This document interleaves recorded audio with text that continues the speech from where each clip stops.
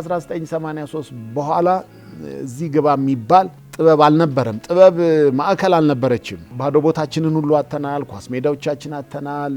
ዩቲሊታሪያን ስለነበር ያ ስነ ጥበብ ለኛ የሚሆን ነገር አልቀረልንም። እንግዲህ አዲስ አበባ ብዙ ጊዜ ተደጋግሞ ሲነገርባት የሚቆየው ጉዳይ ትልቅ መንደር ነች እንጂ ከተማ አይደለችም የሚለው በሁሉም መስክ የሚገለጽ ጉድለት ነው። ይህንን ለማሙላት ከቅርብ ጊዜ ወዲህ የሚደረጉ ጥረቶች በእርግጥም አበረታች ናቸው። አደባባይም አልነበረንም። አደባባይ ኖሮን አያውቅም። ሄደን ቁጭ ምንልበት አሁን ነው እየተገለጠ ያለው። አሁናዊ ማለት ኮንቴምፖራሪ as we speak ማለት ነው። አሁን ብዙ ክፍት ቦታዎች እየተሰሩ ነው። ክፍት ቦታዎችን እንግዲህ ከተሜነትን መያዝ ጀምረናል። ቀደም ሲል ጠቀስ የነበረው አንድ ጉዳይ አርበን ኦፕን ስፔስ አልነበረንም። ለኛ ከተማነት ማለት ኦልሬዲ ክራውድድ ኤሪያ ነው እንጂ ኦፕን የሆነ ስፔስ ነው የሚለው ግንዛቤ ለቦታ ያለን ግንዛቤ ነፃ ቦታ ላይ ያለን ግንዛቤ እንደ ብክነት የሚቆጠር ስለነበረ ከተማዎቻችን በተለይ አዲስ አበባችን አንዱ ክራውድድ መንደርነት የሚያሰኛት ክፍተት እሱ ነበር። በዚህ ምክንያት የአደባባይ ክዋኔዎች ብዙ አልነበሩንም።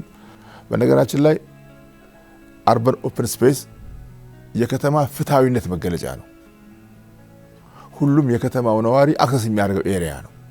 ተቀምጦ የሚመለከተውም ሆነ አንጥፎ የሚቀመጠውም ሆነ የሚያየውም ሆነ የሚዘዋወረውም ሆነ የሚንቀሳቀሰው ሆነ የከተማ ነዋሪነት በእንግዳነቱ ብቻ አክሰስ የሚያደርጋቸው ፍሪ ኤሪያዎች ናቸው። ከተሜነት መጥቷል።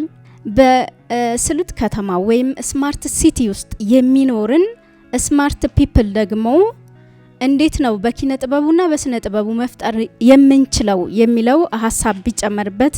አርት ያለፈውንና ያሁኑን ትውልድ የምታገናኝ የምትገልጥ የሚያሳይ ብቻ ሳይሆን ወደፊትም ያላየነውን ምንናፍቀውን ያላየነውን ከተማ ያላየነውን እድገት ያላየነውን ብልጽግና እንድናይ ቀድሞ ማህበረሰቡን ማንቃት አለበት፣ ማሳየት አለበት። አሁንም አዲስ አበባ ከተማ በእድገት ጎዳና ላይ ነች፣ ግን ወደፊት ደግሞ ምን መሆን አለባት የሚለውን አርቱ ቀድሞ ማሳየት አለበት።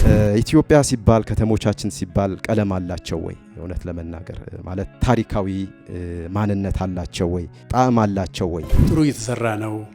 አሁን አረንጓዴ መጫወቻ ሜዳዎች፣ ስፖርት ሜዳዎች ተዘጋጅተው ታዳጊ ወጣቶች እየተጠቀሙበት ነውና እየተለወጠች ነው። በአፍሪካኖች የተሰራች አዲስ አበባ እኛ ምናልማትን ምንስላትን በመናባችን ውስጥ ያለችው ልንሰራት ያሰብናትን ከተማ በፊልም ለመስራት አስበናል ወይ? ቀድመን ለምን ያረጉታል? ብዙ ሀገሮች ያረጉታል።